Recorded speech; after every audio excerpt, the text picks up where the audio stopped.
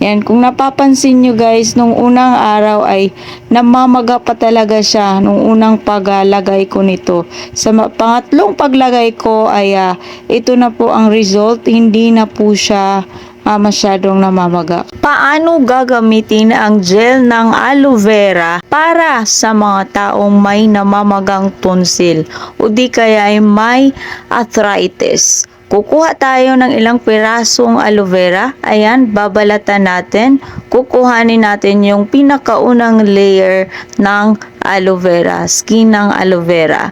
Ayan, kung nakikita nyo, di ba may gel na siya? Yan po ang ating ilalagay sa part na area na nagkaroon ng pamamaga. Ayan, nakikita ninyo, yan po ang gel ng aloe vera. Yan ang ating hati-hatiin yan at i-make sure natin na malalahat po talaga yung lalagyan natin. Ayan, kung nakikita nyo, ayan na. Marami yan para po sa ating medicinal use ngayon. At kukuha tayo ng panyo. Ayan, tingnan nyo ng maigi at make sure na malalahat talaga yung namamagang parte sa taong may tonsil. Ayan, so guys, ganyan lang. Lalagay natin ng padahan-dahan at huwag po natin lagyan ng tubig. Yan po ay natural lang po yan, ang basa niyan.